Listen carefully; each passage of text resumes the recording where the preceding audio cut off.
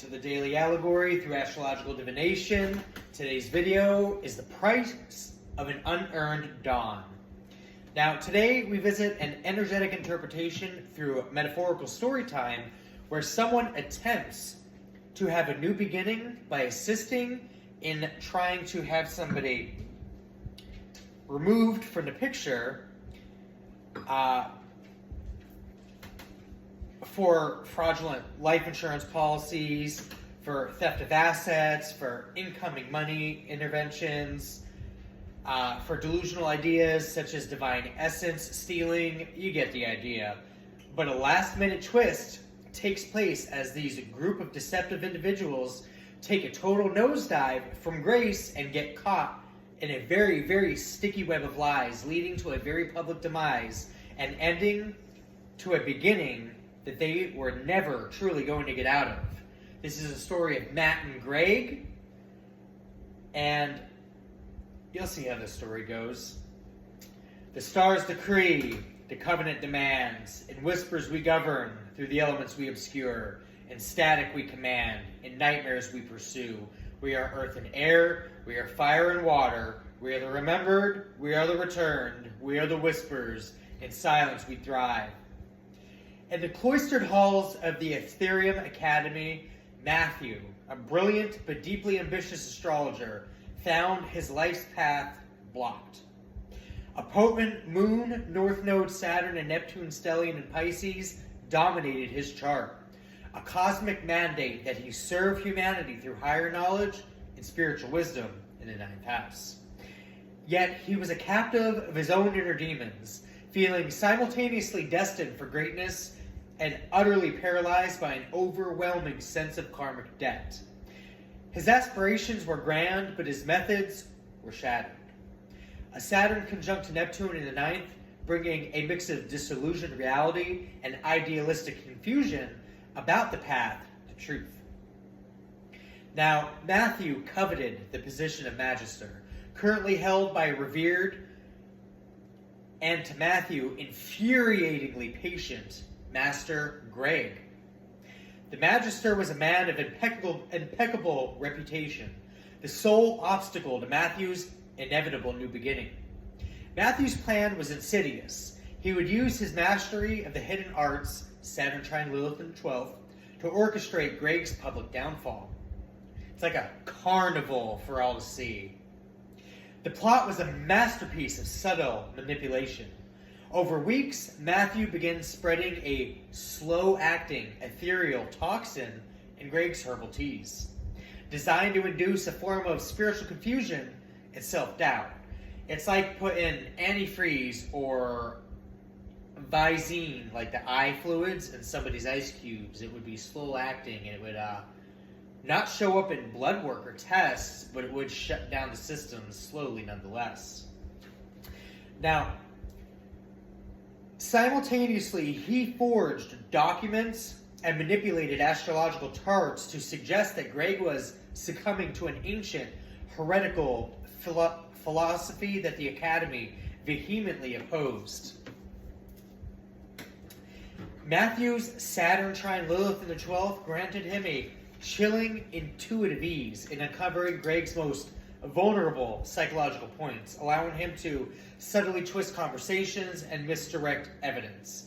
It'd be like unlawfully hacking somebody's Wi-Fi network or systems and tampering with their devices and communication systems to almost launch a psychological warfare tactic, misappropriating AI and software engineering through use of coding and computer knowledge, which is illegal, by the way. He was the master of the hidden narrative, the serpent in the garden, if you will. Now, the day of the annual convocation, when the Magister's position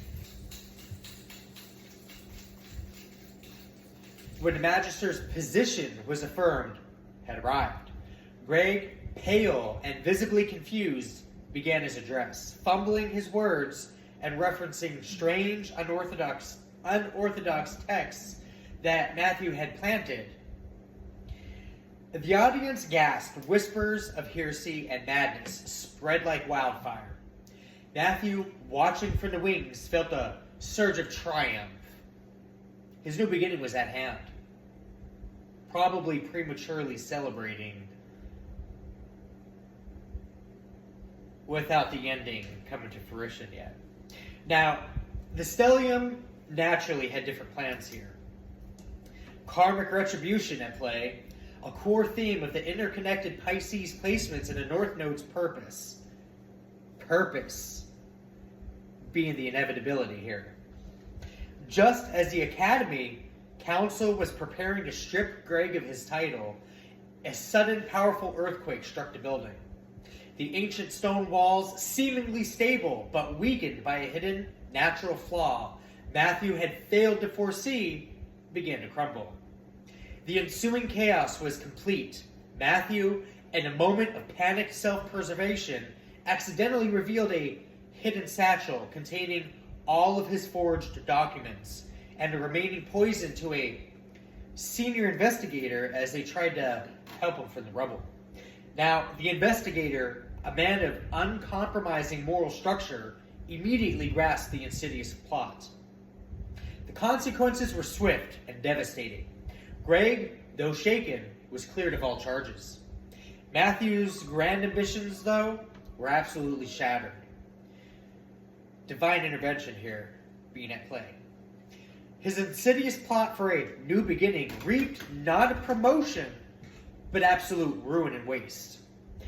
He was not only expelled in disgrace, but also banished from the academic community for life. His name a byword for treachery and deceit.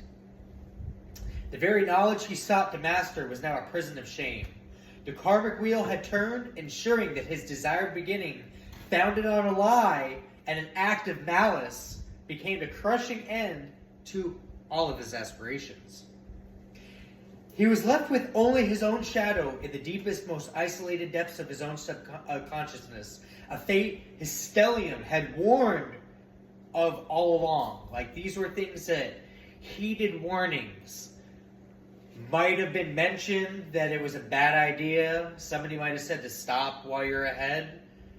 But some people like to keep things going. They like to want to try to conjure up old cycles to revisit the past, even if the past is waned and packed. And that's when karmic retribution comes through the door full blast. Now, this goes without saying that when we set somebody else up to steal from them, deceive, rob, or conspire against, naturally God will always intervene in the most profound sense and manner of ways. This is a declaration exactly from Psalms 91, which declares divine protection, often called the Psalm of Protection, which we are invoking here in the holy name of the Lord. Specifically Psalms 91, verse 7, to be precise. 1,000 may fall at your side, 10,000 at your right, but it will not come near you. And in due time, divine intervention will take place. Karmic retribution will unravel, and it'll be a grand public display. That's all I have for you guys today. Stay karmic free, or as some people say, stay sucker free. Definitely make good choices. Jump off that damn boat if it's sinking. Don't be a Titanic victim. See ya later.